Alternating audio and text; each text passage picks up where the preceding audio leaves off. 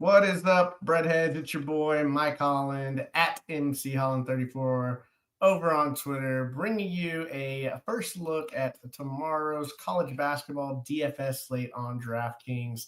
This is for the December 2nd slate over on DraftKings. So Tuesday, 12 to 25. Looking to try and win this 2K to first in the big tournament that they have going on. Appreciate everyone joining. If you're joining later, please make sure to hit those like and subscribe buttons. If you're new to the channel, help us out. We do all kinds of content when it comes to college basketball. Tonight's episode is going to be on this 6-game Power 5 DraftKings slate, which is awesome. As Snakes Eyes jumps in here saying it is definitely time.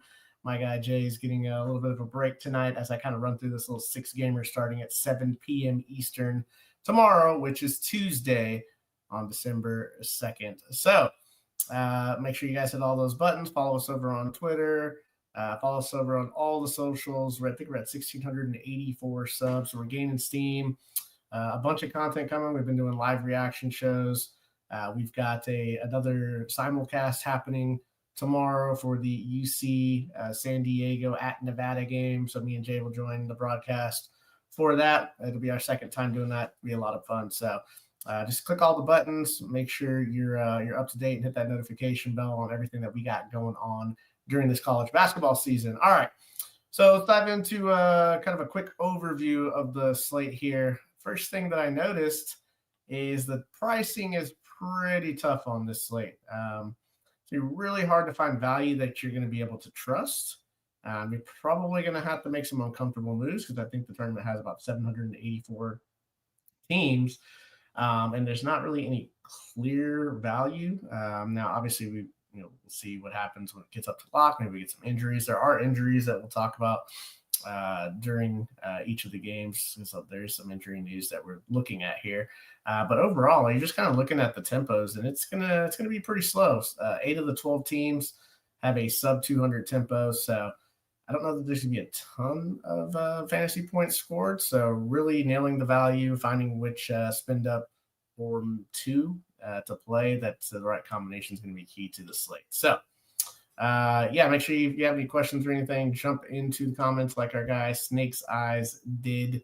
Ask any questions you got. And I think we'll probably try and run out a one-and-done invitational, most likely sometime tomorrow, so be sure to join that. We'll drop a link in the comments after the show. We'll also post it over on our Twitter, one-and-done CBB. All right, so let's get to the first game on this rundown here. We have the Fighting Texas A&M Aggies, -2 over on KenPom at Pitt, 148 implied total, meaning we're looking at Texas A&M implied for 75 points, Pitt implied for 73. Texas A&M's been okay so far this year with buckyball. They're 6th in bench minutes, which is probably the most annoying thing. They're going to have 10 to maybe 12 guys check into this, so nobody really plays over 28 minutes. Rylan Griffin is questionable at 6,200. He has started all 6 games that he's played this year. He's been out with an illness. I would expect that he probably returns in this one, which just kind of muddies the water a little bit for Texas A&M. We'll start at the top of the price range. We got Rayshon AG here at 7,100, the forward. 23% usage rate, a 41% combined rebounding rate. Look, it's just a matter of is he going to get enough minutes to pay off 7,100? Now, he did go off in this last game here, nearly 43 fantasy points. I don't feel great about it. The price is up, and you're not going to get 30 minutes out of anybody on this team. So it's a little scary. Rendering him definitely a tournament play. All these guys really on this team are tournament plays, so you got to be kind of crazy to stick one in cash. Ruben Dominguez is the next guy down here on the pricing list. He is 6,300. Now, he can absolutely light it up. Great three-point shooter, shooting nearly 50% from 3. He definitely has turning upside. As you can see, he's gone over 30-plus in 2 of the last 3 games, had that big 46-piece. Obviously, this is a much different matchup. Pitt plays at the 345th tempo, so buckyball, they're going to try to slow that down. Don't know that I love that, but we know if he's hitting his shots and hitting his threes, he can definitely still pay off the 6,300. So I think I have a little more interest in Dominguez than I do AG here, as far as like if you're spending up on this team. I'm not playing any Marcus Hill at 5,600. I think for tournaments, though, I am going to spin the wheel here on one of these value plays. You got Pop Isaac's sitting here. You got Mackenzie Mbako. You got Jakari Lane, all between that 3,900 to 4,200 price tag. Pop Isaac's, it's just not getting the minutes, but he's got the production right now. I mean, he's been over 4x in the last 3 games. He's only up $300 from that FSU game where he had 26 fantasy points. The usage rate's still okay. The shot rate's still there. The assist rate, not quite what we saw at Creighton last year, but definitely a tourney value play. I'll be kind of rotating him, Mbako, and Jakari Lane in all my tournament lineups. Mbako is probably going to be the most popular of all of them. Now, we'll have to see what happens with Rylan Griffin if he returns, because he will eat into a few minutes from all of these guys. Mbako sitting here with a 31% usage rate and a 32% shot rate. He's actually supplying peripherals as well, shooting 39% from 3. So I definitely think he's going to be very popular. 18 fantasy points, over 20 the previous. Obviously, that one previous to that was Mississippi Valley State, so you can kind of toss out all the stats on that one. They were just happy that they weren't dead last in the net ranking that came out today per their Twitter handle, which was pretty funny. But yeah, I mean, I'm going to have some shots on Mbako and the Jakari Lane at 3,900. Just a really high assist rate, which I love if he's going to have a 22% shot rate and get right around 20 minutes. He can also poke out a couple of steals too. So I think pretty much just rotating these value plays here on Texas A&M. I don't know if I'm going to play one or two of them. It's going to feel uncomfortable doing that, or playing one of them with the Dominguez or AG. I mean, that is a way to do it. They're implied for only 75, so it's not like this huge number, but the pricing on the side is still it's still pretty nice when you consider if you can just hit on one, like 5x from your value is going to be so valuable on this slate here. We'll flip it over to this other side. Pitt, 73 implied total. They're 305th in bench minutes, which you like. And they're basically a 6-man rotation with a few minutes going to Papa Conte. That's with Brandon Cummings missing the last 2 games. He is questionable. He's 4,400. I wouldn't mind if he played, but we'll start here at the top.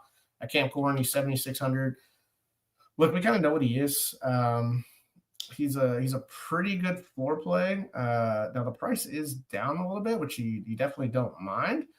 He has been producing stocks, and he's got a decent assist rate to go with decent usage and a high rebounding rate, which he's always had. So he's always a threat to get a double-double. I just, at this close to 8,000 range, I don't know.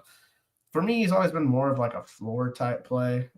So I don't know that I'll get to him in tournaments, although if Texas A&M speeds this team up, I mean, he could have a pretty nice game here. So I don't mind it for really tournaments or cash. I'm probably staying away from DeMarco Minor. I'm not paying $6,900 for a 17% usage rate and sub 20% assist rate. I'm going to Barry Dunning, who, if we get news that Brandon Cummings is out again, he's 6,800. He's like that guard forward flexibility. He's taking a ton of shots. He's playing huge minutes over the last couple of games.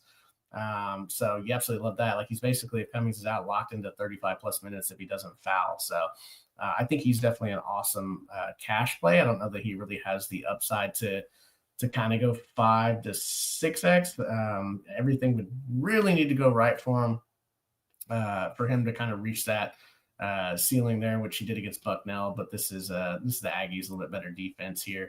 Amari Witherspoon, not for me. So really on this Pitt side, I'm looking at Barry Dunning if Cummings is out. If Cummings is in at 4,400, I have a lot of interest in him because Texas A&M's giving up the 3 ball at a very high clip. So definitely an interesting game to start here as Darren dives into the comments. Yes, Kansas State laid an egg. I had Haggerty. Had a really nice lineup that he kind of burned. So Darren, appreciate you joining the chat and all the support you give us, every time we do a live show. So make sure you hit those like and subscribe buttons. I'm going to flip it over here to the next game, which is Tennessee -7 at Syracuse, 149 implied total. So that is Tennessee implied for 78 points on KenPom. Syracuse implied for 71. Tennessee, they've at the Players Era Festival, they did okay. I know they dropped that game to Kansas, but they're going to play strong defense. They're not going to speed. They're not going to play fast. Syracuse, not really going to play fast either. They're missing Donnie Freeman, which kind of hurts for them. But I think overall, like, there can be some fantasy value in this one. But I do like the studs here for Tennessee. They're implied for nearly 80 points. Now, they are 30th in bench minutes, but Estrella and Abram are questionable. That doesn't really affect the studs. That affects more the value. But the studs, like, I feel like Gillespie and Ament, you have to have them in your lineup. So Gillespie here at 8,500, a 27% usage rate, 30% shot rate and assist rate with a 4% stock rate. He's shooting 35% from three, and he's just going to play all the minutes. Like if you're playing double up smaller tournaments, like you have to just lock him in at 8,500. Nate Ament at 8,300 is an awesome tournament play. I used him the other day when I was able to take down a nice comma there. He has a 30% usage rate, a 30% combined rebounding rate, a 19% assist rate, and a 4% steal rate for Ament, who is 5th on the KenPom Player of the Year ratings right now. So I think you're probably going to have to play one on, if you're playing multiple lineups, you got to have at least one on every single lineup. I think like Gillespie a little bit more, although he has some tournament upside at this price tag. Ament a little more volatile, although he's been awesome this year, 5th in the KenPom Player of the Year. So, if you play them together, I think that's definitely a thing. They can both get there for sure. Definitely probably want, Stray and Abram out just so they can, just make sure that everything kind of funnels through those two guys, which it does anyway, just based on their usage rates and their shot rates. But you just want the less people around, the better for those two guys if you're trying to play them together. I kind of like if Estrella's out to flip it down to Felix at par at 5,300. If Estrella's in, I think he's a good cash target. But if he's out, like he's a guy that can get a cheap double-double. He doesn't take very many shots. He's usually putbacks and lobs. But that nearly 9% shot block rate is pretty nice. So he's a guy that can definitely get up into the 25, 26, 27 fantasy point range at 5,300. You have to like that on this type of slate. And you definitely have to like him as a stacking partner in case he starts the game off with sometimes he'll do this with a couple of blocks and like 4 rebounds early and a lob in the first like 4 minutes. And if he's going to play close to 30 minutes with Shreya out, then you definitely have to like him. Probably off of Bishop Boswell, but if Shreya's out as well, I do like Jalen Carey in tournaments as well. He's got this 22% usage rate, massive rebounding rate. He's coming off a huge game last game. So Jalen Carey sitting here at 4,800. I think he's definitely a nice pivot to Okpara and more of a tourney play, whereas Okpara is more of a cash game play here. But Jalen Carey sitting here at 4,800. I definitely think even if Estrella is in, like you have to kind of look at both of these guys just kind of based on what we've seen from them and kind of their ability to get a cheap double at price tag of either 4,800 or 5,300. So don't mind Okpara and Carey. Probably not playing Cade Phillips. It's probably going to do it for this Tennessee side. I always hate playing players against Tennessee. Obviously, they're so tough defensively. 71 implied total for Syracuse, 93rd in bench minutes. Donnie Freeman is out, which really hurts them in real life. But, you're just looking at this roster and like Nate George, like I think he's kind of an interesting, like nobody's going to play. It's going to be a contrarian type play. At 6,800, he's the lead guard. He didn't really do anything. I played him, I think, all three slates that they had at the Players Era Festival. And I don't even think he cracked 20 fantasy points. Yeah, he definitely didn't. So, rates are down a little bit.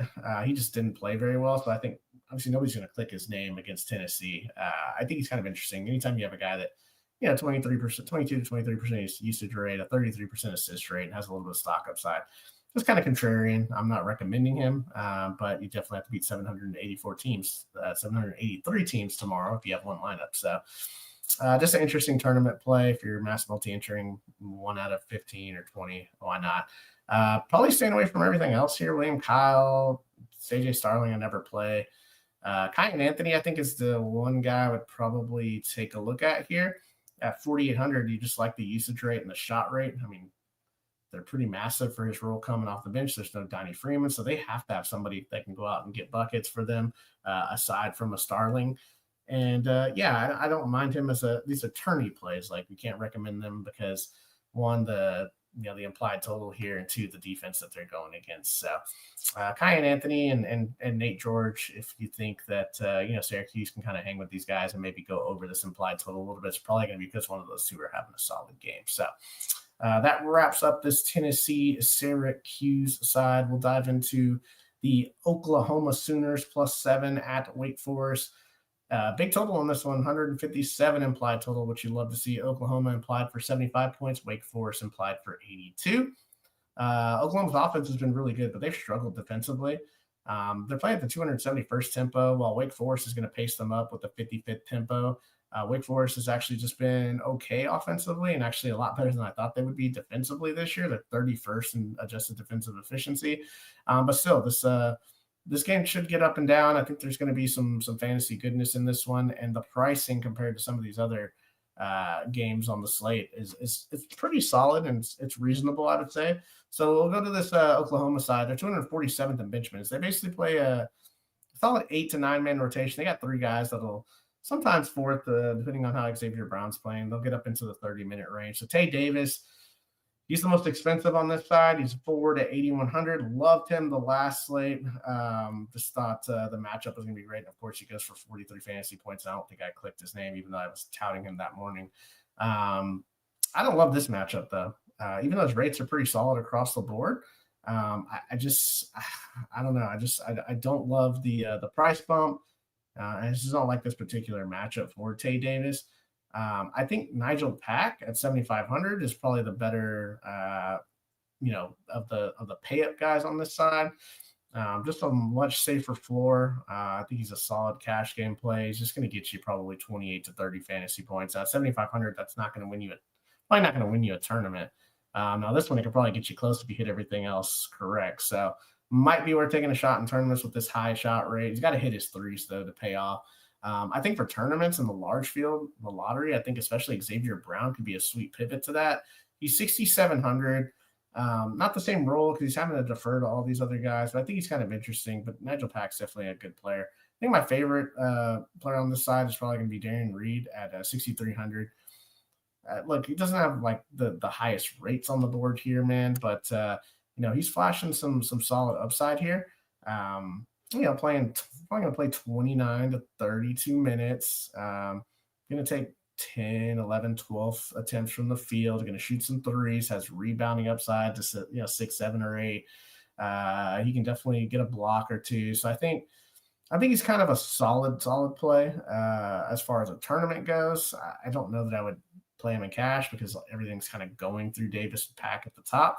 But I think if he gets hot, he could actually put up a 32 spot, which at 6,300 is definitely going to work in tournaments. So don't mind this Oklahoma side. This Wake Forest side, though, 82 implied total. Definitely like that, but they've seen a bigger rotation the last couple of games. It starts with Drew Karras. He's at 9,300. He's carrying a 25% usage and a 25% shot rate. He's been absolutely awesome this year. He's rebounding the ball. He's getting a couple of steals. Definitely like him for tourneys. The problem is like when you see, some of these other guys, the spin ups that are on the board, it's like, do you want to pay 9,300 for Drew Karras? It feels a little uncomfortable, but he definitely has the upside to get there. And yeah, I definitely think he can put up a 40 spot in this one. So definitely on the tourney radar. I really like Trayvon Spillers for tourneys. You're saving 1,500 off of Drew Karras. You're getting basically the same usage rate and the same shot rate. A little bit more on the rebounding upside, a double spot here too. He's actually got a 15% assist rate, so playing through him a lot more, and he's got a 9% combined stock rate. So I really like Trayvon Spillers as a tournament option. That price tag and just what his upside is in the spot, he could easily go for 40 as well. So definitely like him as well. Which probably going to render Drew Karras probably not very popular at all, especially with the payups on this slate. You got Nate Calmese and Makai Mason. Look, what to do with Calmese, man? Like, I don't know. So, what's going to happen is Miles Colvin is kind of eating into some of these minutes for all the guards here. Sebastian Akins is kind of being annoying too. So Calmese, look, I know he's kind of gone berserk a few times this year, but this is really not for me. I'd rather much take the $1,100 savings and play Makai Mason. I think he's probably one of the better cash plays on the team, on the slate. He's going to play 25 to 30 minutes in this one. For the, last game, which I'm kind of tossing out here, he's getting, 10 plus attempts. So definitely like Makai Mason if you're playing double ups and things like that. Like, I feel like he's pretty safe, solid rates just across the board. So yeah, this Wake Forest side, 82 implied total. I think he definitely got to get into at least one of these guys, either Spillers or Harris for a tournament. Makai Mason, more of a cash type play for me. So that'll wrap up the first 3 games here. We got 3 more games to go here. I'll take a quick sip of my old Body Armor Zero here, and then we'll get to the last 3 as we check in on the chat. We got Hunter Walker giving the old captain salute. Appreciate that, Hunter. Starling's a bad word in the household. Yeah, it's we only got 3 more months of JJ Starling in our DFS lives. So Sneaky Mackay, I don't know. I feel like it's hard to be sneaky on the slate when you've actually delivered, because you're going to see like where's the value on this slate. So, all right, we'll slide into the next game here, which is very low total, 136 implied total. Iowa +6 at Michigan State. Both teams really good defensively. Michigan State 5th in the country in defensive efficiency. Iowa under Ben McCollum playing super slow, bottom 10 in the country now. They used to be obviously up-tempo electric with McCaffrey, but now they're playing slow like McCollum did at Drake, and they're really good defensively. So there's probably not a lot of fantasy goodness in this one. Now, Bennett Sturts, you have to pay attention to him every single time he's on the slate because he's going to play basically every single minute. So for a spin up, he's a cash option here. It's hard to see him getting there in a 65 implied total, although we've seen him do it. It's just upside to get over a 4X is going to be kind of tough in this spot. The guy that I'm probably most interested in is Alvaro Fogatis, the transfer from Robert Morris. It's kind of in a weird spot. Like, he's not doing much, but at the same time, he's had some big games, but they haven't really played anybody. So it's kind of scary. He's kind of a scary tournament click. It's just one of those things where the rates are nice, but I don't know that he's fully trusted by McCollum. So, he's there as a tourney click. I don't know that I'm going to click his name. Isaiah Howard's probably a safer click at 4,900, just playing huge minutes. You don't mind the rates across the board. 21% usage, 23% shot rate, a 20% combined rebounding rate, 15% assist rate, and a 5% combined stock rate for Isaiah Howard. So, Fulgaris at 5,400, while the name is intriguing, I feel like Tavian Banks and Isaiah Howard for a little bit cheaper are definitely a little more interesting. And we don't chase the Grand Canyon, right? 31.5. That was kind of more of an outlier for him. So just a player to kind of file away to put in the pool here. And over on the Michigan State side, for me, it's kind of the big 3. You got Jeremy Fears at 7,700. He's been amazing this year. He's 2nd in the country in assist rate, 52%. Shot rate's still 16%, and now you're going up against a really good Iowa defense and Bennett Sturts defense. So I don't love it, but he's definitely a contrarian tournament play. I would much rather play Jackson Kolar and Cohen Carr on the slate. Jackson Kolar at 7,400. Look, like, he's a double-double machine that's now playing 30-plus minutes. Like, definitely going to be having a lot of exposure to him. He's got a 10% assist rate, a 6% combined stock rate. Limited possessions in this game. I feel like he can still get there. Cohen Carr at 6,400. He's going to be the best athlete on the floor. Now, he's not going to have anywhere near the rates, which is why he's, $1,000 cheaper than Kohler, but he's at least a player to have in your player pool, maybe a last man in. I just don't know that you want to have, Carson Cooper, 6,100. I just don't know that you want to get to these guys when there's just not going to be a lot of possessions in this game.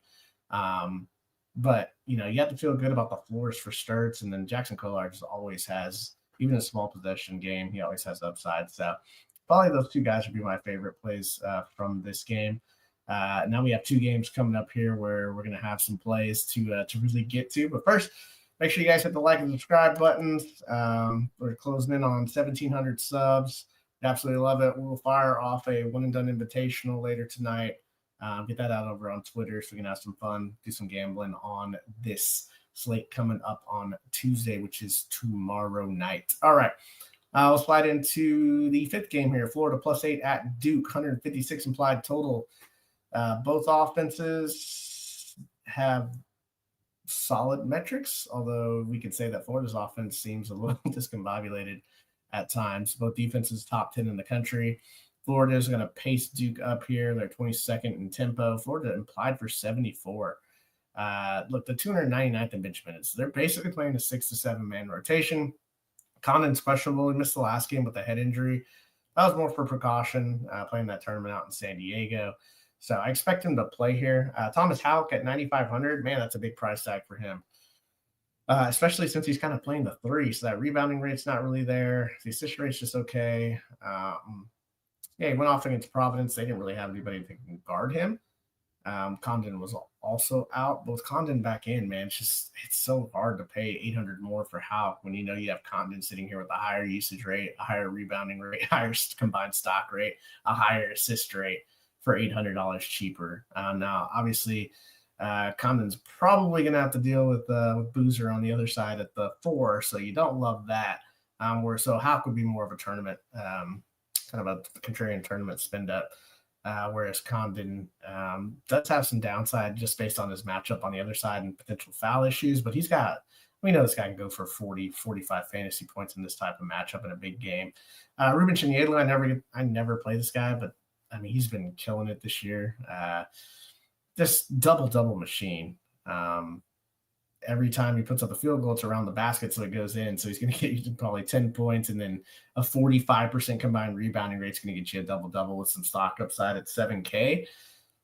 I don't really ever play him. Maybe that's a mistake. So you should probably click his name based on that because he'll probably go off now for like 15 and 15. So definitely in the tournament player pool. I'm off on the guards, Lee and Fland at these mid 6K price tags. I'll be more on Clapjar at 4,300. Clapjar at 4,300, like he feels like the safest value play. Like the usage rate's not great, but he's shooting a bunch of threes, shooting 38%. Like he's getting high 20s minutes. They need him on the floor for this offense to work. So definitely like Clapjar here. We'll get over to this Duke side, 82 implied total. And the question on the slate is how do you get to 11.5 Cam Boozer? Can you play 11.5 Cam Boozer on this slate?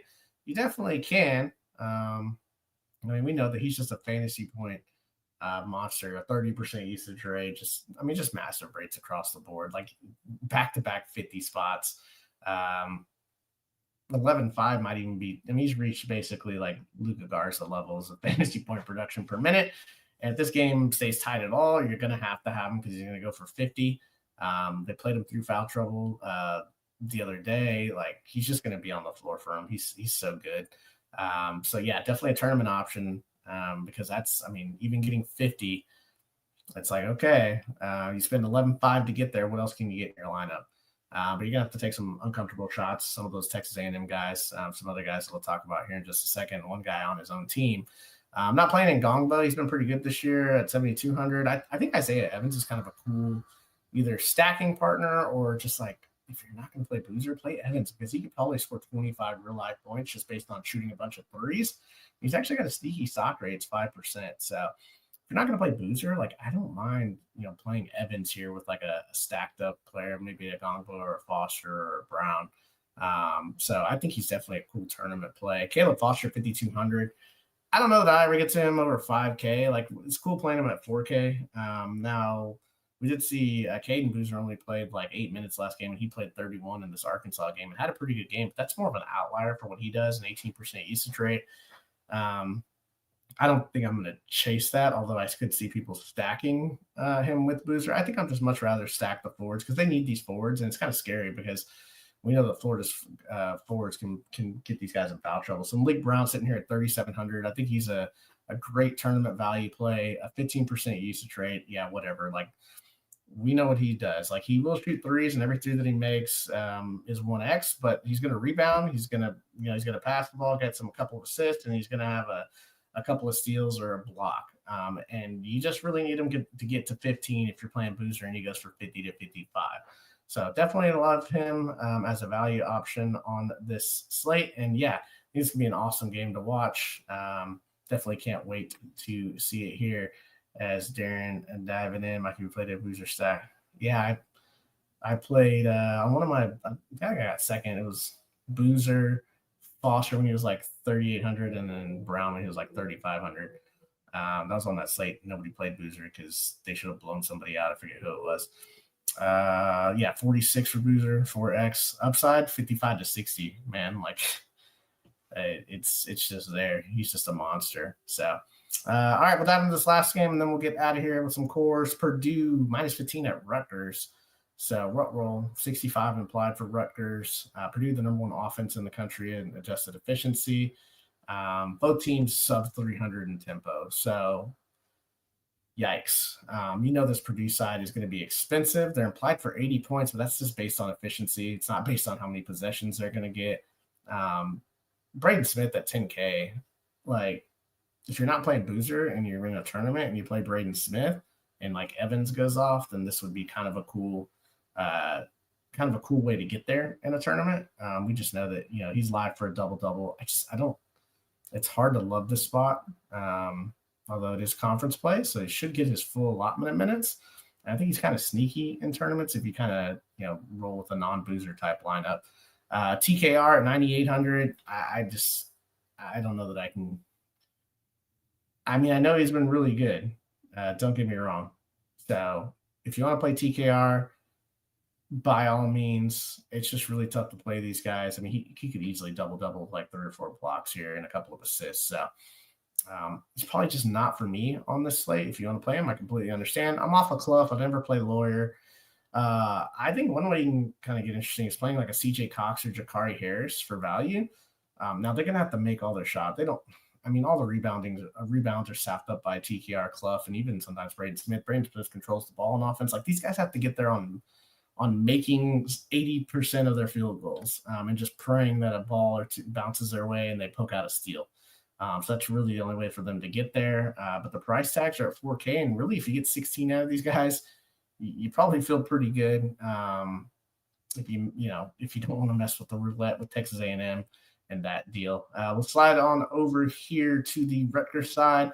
Not a lot to like here. Dylan Grant, solid player. Tariq Francis, solid player, but they're too expensive for their roles. Jermichael Davis at 5K, probably the guy the most interest in. He's just going to be on the floor a lot. I don't love the usage rate. I say I like him, but that's in context of the slate. Like, I just don't want to get to too many Rutgers guys. I think the most interesting guys to get to on Rutgers for a tournament are Dennis Badalow and Darren Buchanan, the two forwards at 4,300 and 4,100. Just because Purdue plays the two big lineup, Jacobson comes off the bench as a 7'4" guy, so like they have to have some type of size. Now these guys are probably going to get into foul trouble, but playing one of these guys is another way to kind of get your value and get Boozer. One of these guys could easily go for 18 fantasy points, 20 fantasy points. Evansville's bigs both got 25 plus fantasy points. So I think I'm going to be taking a shot on one of these guys on a lot of tournament lineups just to see if they can get there. I don't play a Bole at all, so I'd rather take a shot at the backup big and Buchanan or Badalow just in case he can knock down some shots. So that'll wrap up the 6-game breakdown. We'll jump into a core here. We'll do kind of a safer, like smaller tourney. That doesn't mean you can't use them in the big tournament. We're just guys that feel more safe. We'll start with Jacoby Gillespie at 8,500 for Tennessee. Now Brandon Cummings is out for Pitt. I have to like Barry Dunning and him just playing a pile of minutes for Pitt. At 6,800, Makai Mason feels really safe at 5,400 with a nice team total for Wake Forest. And then Urban Claptar feels like the safest value option at 4,300 on the board. So definitely don't mind him. There are a lot of tournament options in that, that mid 3K to 4K range that can definitely beat him if he's not making any shots. So sliding on over and taking a look at that, we have a average salary remaining of 6,250. So still kind of tough to get to Boozer and some other plays. Like I said, this is an uncomfortable slate, so you're going to have to make some uncomfortable picks on this one. For the tournament slate, it's like anytime you have a tournament core and Cam Boozer is on, like, you have to like say that he's in a core tournament lineup. He's 11.5. Yes, it's a big number, but he's live for 50 plus in this spot. So, yeah, at 11.5, Cam Boozer's there. Nate Ament at 8,300, think he's an awesome play. I think you need one of those two Tennessee guys basically in any lineup that you play, regardless of cash or tourney. I think you need to take a shot at one of these Texas A&M cheapies, Isaacs, Mbako, Lane. Taking a shot at one of those guys. If you take a shot at two, you can probably get another stud if you get it right, but good luck. So, like, spin the wheel. And then Malik Brown, that's another guy that can kind of get you there as a stacking partner with Boozer at 3,700. So yeah, you're gonna have to take 2 or 3 uncomfortable shots down here in the value range. That leaves you with 5,575. So if you're gonna go up and try to get in a mint on this one or a Gillespie on this one, you're gonna be playing 2 more just kind of ugly plays. But there are a lot of guys, these Rutgers guys. I'm telling you, one of those forwards could definitely get to 20 fantasy points. Malik Brown could get to 15 to 20. There's just a lot of guys that it's like, okay, could they do it? Absolutely. Pop Isaacs and Lane. I even talk about Holloway or Clements or some of these guys for A&M who just runs out 10 to 12 guys in buckyball. So, so that's the tournament core right there. Appreciate everyone. 35 minutes, not bad. A little bit longer than probably what we wanted to go, but appreciate Darren in the chat, Snake Size in the chat, Hunter Walker in the chat. Make sure you guys hit the like and subscribe button. We'll get that one and done invitational out for you. We have the Mountain West simulcast tomorrow at 9 p.m. between UC San Diego and Nevada. It's going to be a great game. Jay will join me for that. But until then, make sure you tell someone that you love them. And why don't we get this bread?